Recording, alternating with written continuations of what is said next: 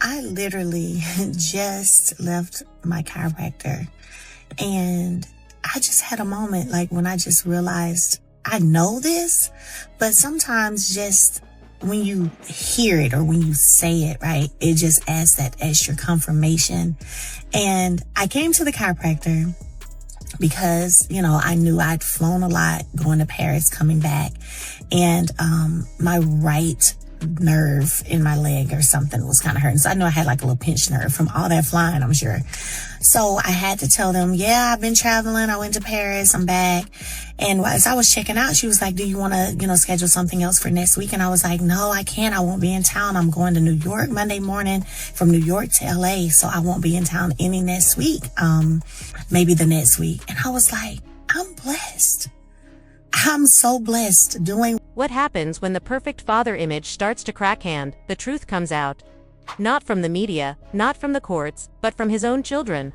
This is the turning point in Martell Holt's story that changes everything. The turning point in Martell Holt's story didn't arrive with the headlines that once dominated blogs, gossip sites, and reality TV chatter. It wasn't the cheating scandal, the bitter divorce, or even the public backlash that trailed him like a shadow. Those were big moments, yes, but they weren't the true fracture point. The real shift came later, quietly, almost subtly at first, when his children, the very people he always claimed to be fighting for, began speaking truths that no spin, no caption, and no staged photo could dilute. That's when the image of Martell Holt, the polished, charismatic father who insisted he was simply misunderstood, began to collapse under its own weight. For years, Martell had managed to maintain a delicate balance between charm and chaos. On camera and in interviews, he portrayed himself as a man wronged by circumstances and unfair systems, a father pushed into corners but never backing down because of his love for his kids. To outsiders, it looked like resilience, even devotion. To those paying closer attention, however, it looked like control, carefully orchestrated, calculated moves designed to maintain a particular image, not necessarily to reflect reality. He often said that his decisions, his actions, his sometimes combative stance toward Melody or the courts, were about protecting his children from the harshness of the world. It was his narrative. I'm shielding my kids. I'm keeping them safe. I'm doing what any real father would do. But then came the moment when words and reality diverged completely. The court required something simple. Something expected of any parent who claimed to be fighting for custody. Therapy, evaluations, structure. These weren't extraordinary hurdles, they were the basic steps the legal system uses to determine if a parent is stable, consistent, and capable of providing for their children's emotional needs. And Martell didn't do them. Not for a few weeks, not for a few months, but for more than 2 years. This wasn't a slip or an oversight. This wasn't about being too busy or forgetting a deadline. It was a deliberate decision, a refusal. And the refusal said more than any interview, post, or speech ever could. It said that pride mattered more than progress, that control mattered more than cooperation, that his narrative mattered more than his children's actual well-being. Eventually, people started to take notice. At first, it was whispers, fans questioning small inconsistencies, insiders pointing out gaps between what Martell said and what Martell did. Then it grew louder. Supporters and critics alike began drawing comparisons. They looked at how Martell behaved with the child he shares with Arione Curriopen, affectionate, posting joyful images on social media, and compared it to his approach with the children he shares with Melody Cherie. Suddenly, with Melody's kids, the tone shifted. Instead of smiling photos and public affection, there were excuses cloaked in the language of privacy. He claimed he wanted to shield them, to keep them safe from public scrutiny. But the inconsistency was glaring. Why was one child celebrated online while the others were hidden behind excuses? Why was privacy so essential for one set of kids but not the other? The contradiction exposed something deeper. This wasn't about protecting anyone. It was about control, about curating a public image where Martell decided what people saw and believed. He wanted to be the storyteller, the director of his own narrative.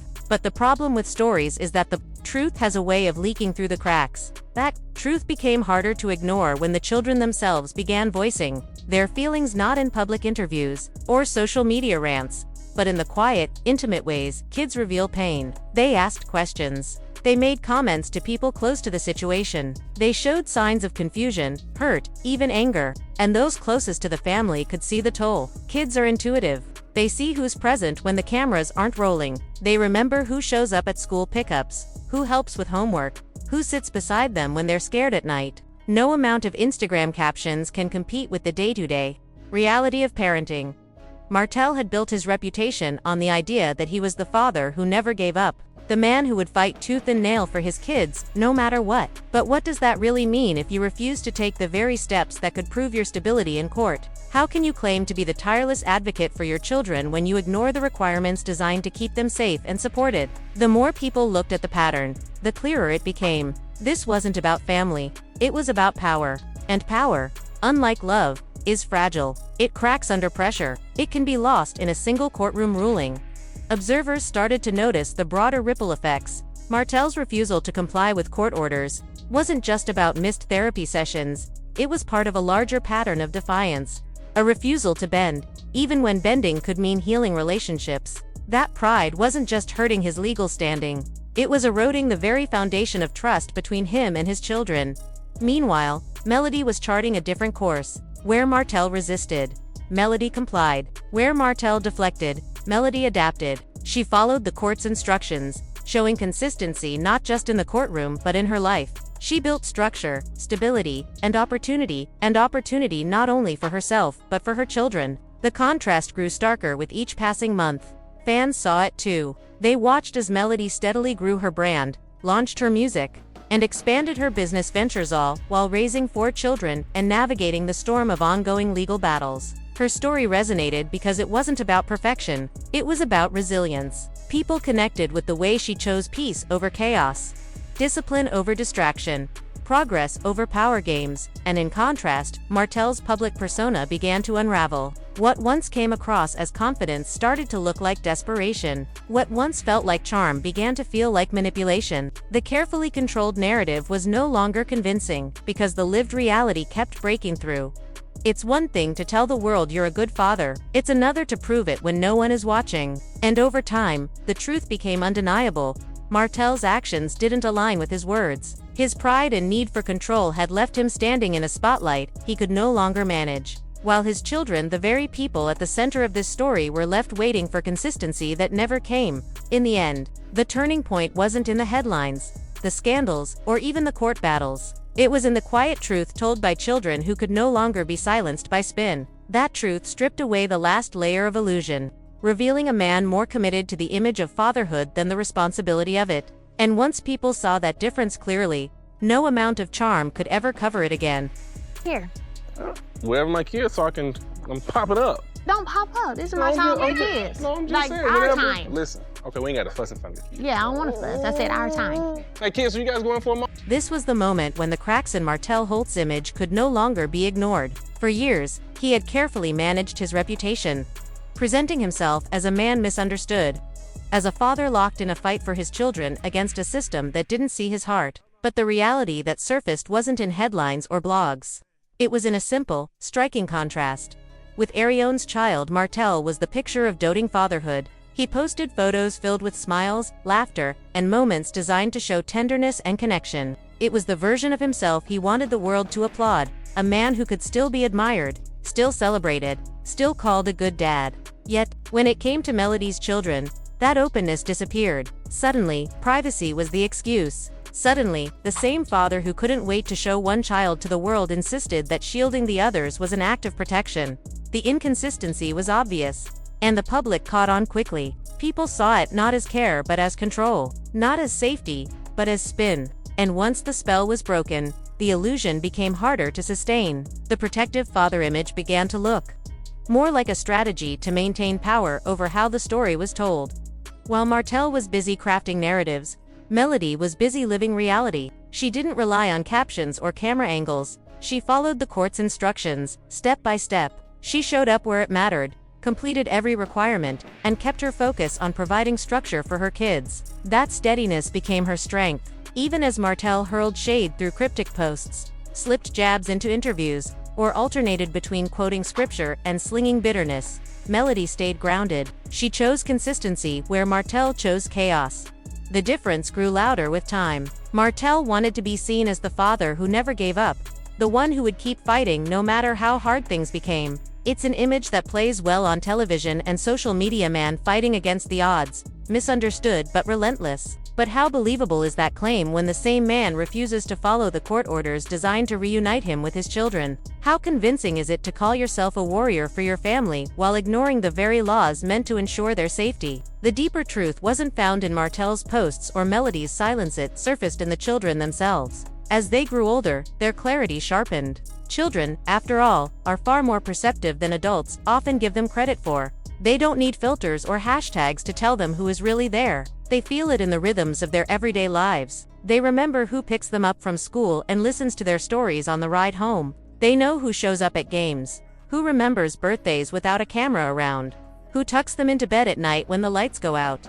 Those moments build trust in ways no public gesture ever could, and slowly, the loyalty Martell assumed was his by default began to shift. In the quiet spaces at kitchen tables, in whispered conversations, in moments too intimate for public display, some of the children began to voice what they truly felt. They spoke of confusion when promises didn't match actions. They expressed disappointment when their father chose image over presence. They revealed anger when they realized they were being used as symbols in a battle they never asked for. These weren't public interviews, carefully staged or spun by adults with an agenda. These were the unfiltered truths of children navigating pain they never should have carried. And those truths cut far deeper than any headline, any rumor, or any piece of gossip. Because when children begin to tell their story through words, through actions, or even through silence, the world pays attention. For Martell, that was the unraveling. The posts, the Bible verses, the attempts to sway public opinion, all of it rang hollow when weighed against the voices of his kids. In the end, fatherhood isn't about how loudly you claim to fight. It's about how consistently you show up when no one else is watching. And that was the standard Martell had failed to meet. Pretty much, it's best for the kids. I have the kids for 2 weeks, well, usually 3, because when your 2 weeks up, for you to get them, you don't want them yet. So I have them for 3 weeks, you have them for 2. I think that works. The illusion finally shattered. The charm, the curated image, the carefully constructed storyline, none of it could withstand what came next. A conviction. This wasn't gossip or speculation. It was a domestic violence charge, confirmed by Martell Holt's own guilty plea. His attempt to appeal, hoping to delay the inevitable, only dug the hole deeper. By August 2025, he was staring down a second guilty plea. No clever captions or PR maneuvers could rewrite that record. The message was plain: you can't outrun accountability forever.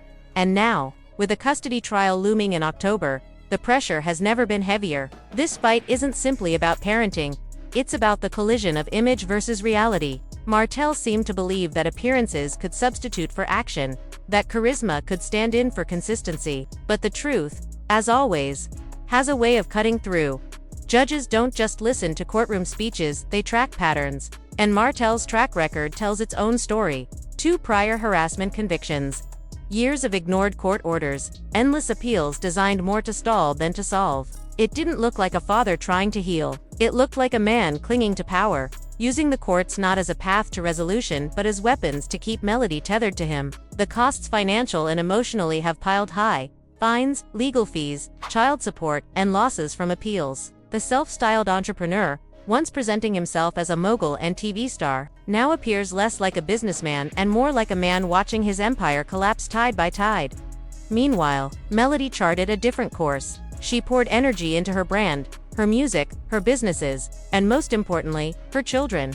Her rise hasn't been about perfection, but about persistence. Fans see her as the one who broke free, the one who chose peace over chaos. She's built stability, not through headlines, but through work and resilience. And it shows. Even the cast around Martell has shifted. Marcia Scott, never one to back down, has dismissed Martell's antics as both draining and dull. Morris and Kimmy, once hesitant to take sides, no longer mask their disapproval. Wanda, famously unfiltered, has lobbed comments that cut uncomfortably close to home. The circle is closing in, and Martell can feel it.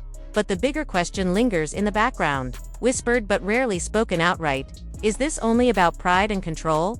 Or is there something deeper unraveling? The lashing out, the need to play the victim, the refusal to let go. Fans see not strategy but fear. Fear of fading relevance, fear of being alone, fear of consequences that can't be dodged. That fear bleeds through in late-night live streams, cryptic captions, and recycled attempts to bait Melody or Marcia into public battles. It doesn't look like strength, it looks like desperation. October 15th isn't just a date on the calendar. For Martell Holt, it's Judgment Day. His history, domestic violence convictions, defiance of court orders, endless theatrics doesn't paint the portrait of a reliable parent, and the contrast is stark. Melody, steady, focused, and consistent, versus Martell, erratic and entrenched in resistance. Courts don't rule on charm, they rule on patterns. And Martell's pattern has already been written in bold letters. If he loses this custody trial, the fallout won't just be personal, it could be catastrophic. The consequences Martell faces now are not abstract, they are deeply personal. Limited visitation, possibly under supervision, parenting classes, or court-mandated counseling just to earn a few hours with his children. For someone like Martell, whose image has always been wrapped in pride, that kind of reality would cut deeper than any headline. Every attempt to play the role of family man in public would be shadowed by the truth. He no longer calls the shots. He no longer has control. Not over the schedule, not over Melody, not even over the narrative. And that loss of power may wound his ego more than any judge's ruling ever could. On the surface, Martell tries to hold the mask in place.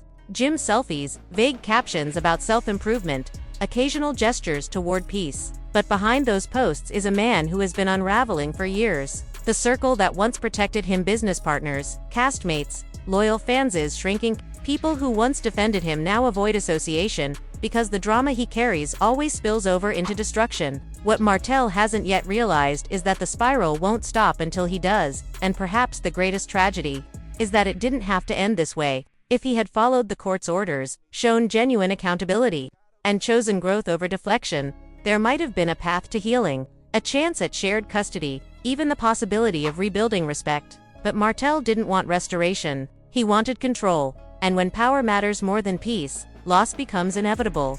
The real casualties in all of this are the children. For years, they've been caught in the storm, treated less like kids and more like pawns in an endless game. That kind of emotional tug-of-war leaves scars that last long after the court's decision. Melody understands this. Her fight isn't only about custody on paper, it's about shielding their future from further harm.